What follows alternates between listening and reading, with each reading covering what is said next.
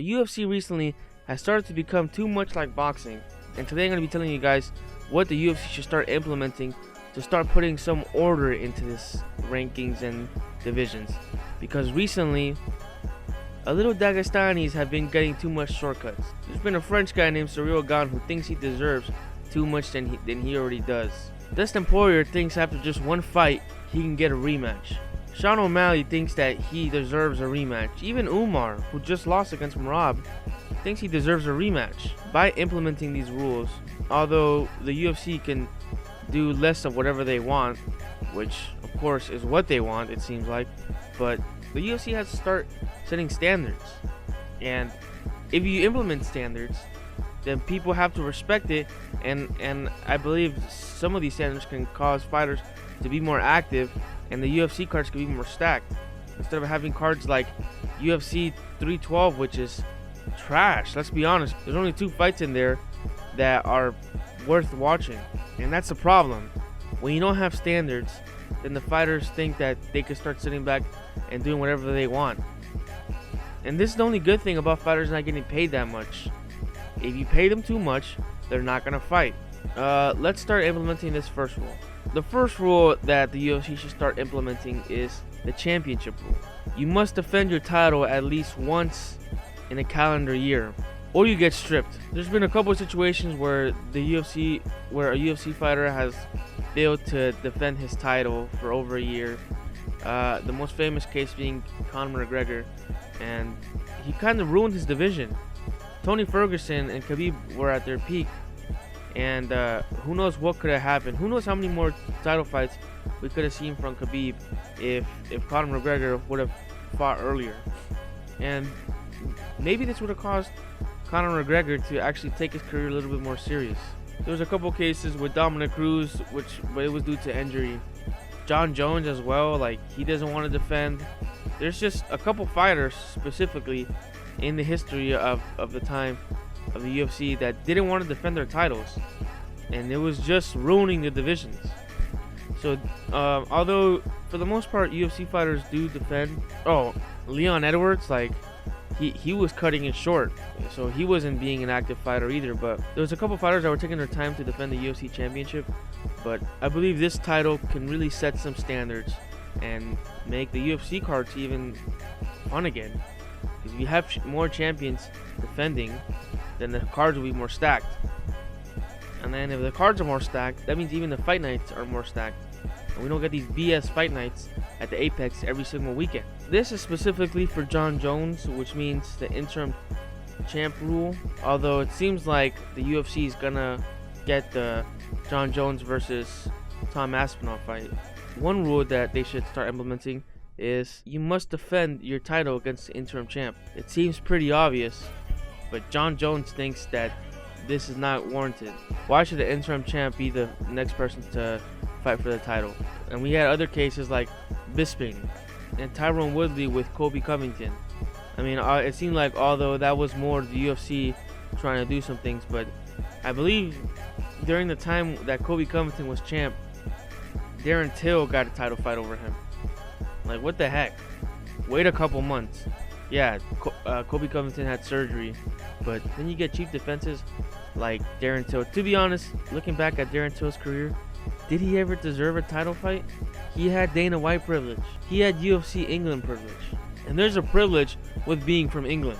Let's be honest. Again, this rule is a little small rule that wouldn't be implemented that much, but I believe it's the most fair. And at the end of the day, yeah, we want to be entertained, but we can't let UFC turn into boxing. Boxing having no rules and no rankings has ruined itself. And I think there is actually a ranking system with boxing, but most boxers don't fight anyone that's worth watching. Boxing is the worst sport because you always know the outcome. Sometimes the UFC wants to set up their guys. So by implementing this rule, we can start seeing a little bit more fairness and a little bit more structure into these divisions. Now, this is a common rule that can be implemented to save these divisions, because I'm tired of this.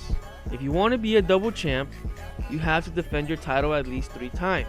You can't become a double champ after just gaining your title. You know, like, and these fighters are starting to defend their title once, and they're starting to call for these double champ status. If you want to become a double champ, you have to defend your title 3 times. Right now, the only people who deserve to become double champ is Islam Makhachev. Elite Topuria is in the cuff of being eligible for double champ status, and Alex Pereira, also Pantoja. Actually, now that I'm thinking about it, a lot of these fighters are starting to become eligible for double champ status. Merab defended his title already once, and he's most likely going to defend his title 3 times. Pantoja is eligible for double champ status already. Islam is. Elite Topuria is in the cuff of becoming double champ status. Alex Pereira is about to be double champ status eligible. I'm tired of these fighters getting one defense in their title, and then they want to start moving up. And now it really just becomes a lose-lose situation for the UFC. Because back then, when McGregor did it, although he wouldn't have been aligned with these rules, but he ran through the 145 division, so he kind of beat everyone that there was to beat. So he might have been an exception. I'm tired of seeing UFC fighters starting to think that they deserve to be double champ after just defending their title once. It doesn't work like that. The next rule that the UFC should start implementing: if a champion loses their title and they have already defended their title 3 times, they deserve an automatic rematch. The most obvious case for this was Jose Aldo when he lost to Conor McGregor. Now, Conor McGregor is going to be appearing in this list a lot, to be honest, or it seems like he's appeared in this list a lot, but Jose Aldo deserved a rematch. That was one of the worst ways that UFC champion was treated. Jose Aldo, I think it had been 10 years since he lost. He had defended his title 10 times, and he gets no rematch. When a fight is 14 seconds long, although you could say, oh, it sure as hell was impressive, but he got caught. That's not going to happen a second time. We didn't really even get to see the fight. Jose Aldo made one mistake, and it was over. I think the least that you could have granted the fans and Jose Aldo, which is a UFC legend, arguably one of UFC's top 5 legends, he deserved a rematch. There's been other cases like Tyron Woodley, even though in this case, I wouldn't say Tyron Woodley deserved a rematch because he got beat up pretty bad. So for the most part, the UFC does honor their rematch rules if they like the fighter. But if they're trying to push their guy, like with Conor McGregor, they're not gonna give anything to that champion. But the UFC should respect their champions, and I think by honoring defend your title 3 times system, and you get an automatic rematch, that's a good way to respect your champion. On to the next rule. Now this rule goes to specifically the Dagestani fighters that think that they could just walk in and fight one ranked opponent and then get a title fight. Like, that's not how this works. You can't just cut the line. Just because you're a Nurmagomedov doesn't mean that you could just cut everyone in front of you. And Tagir's already trying to do this.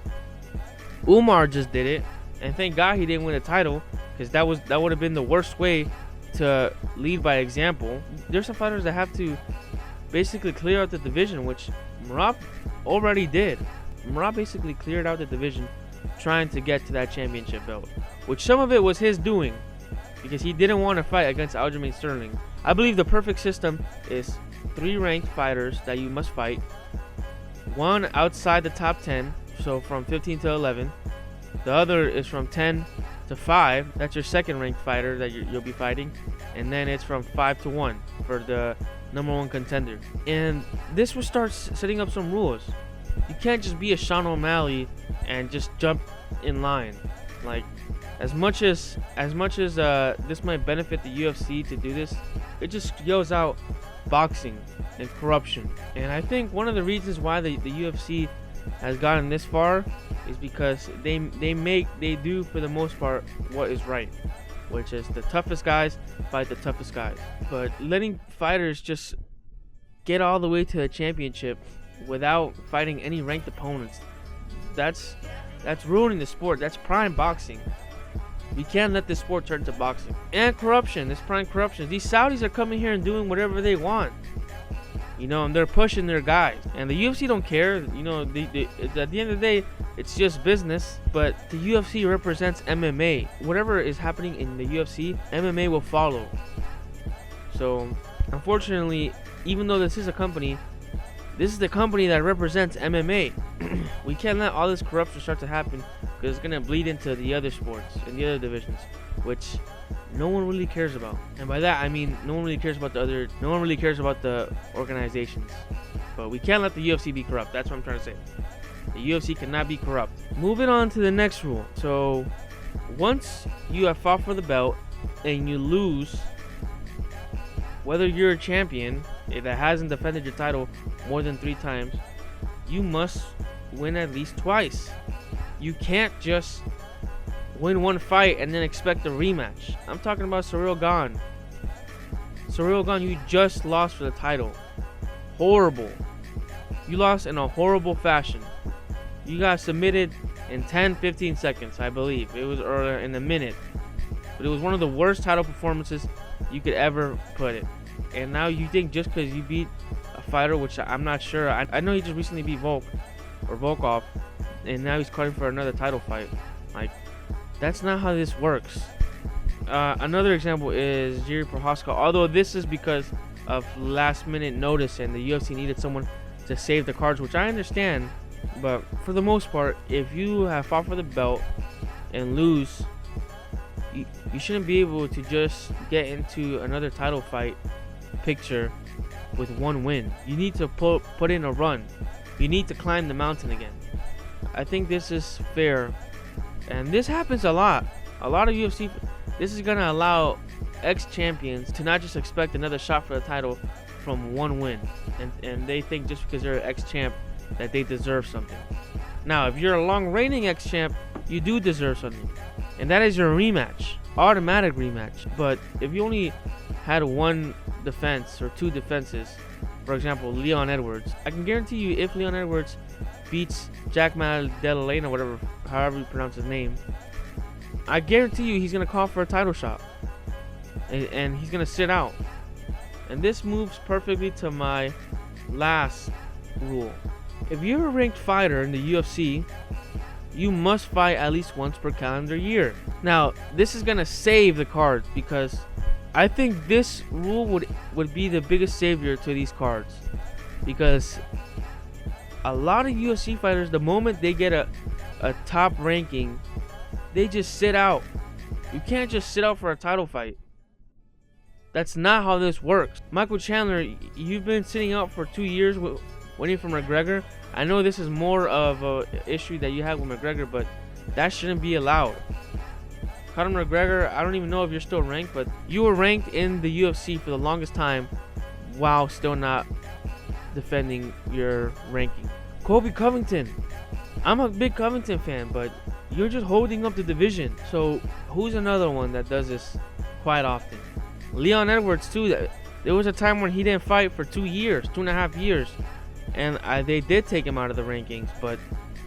And I know a lot of it was not his doing, but if you implement these rules, it's going to create structure, and it's going to cause fighters to be more active.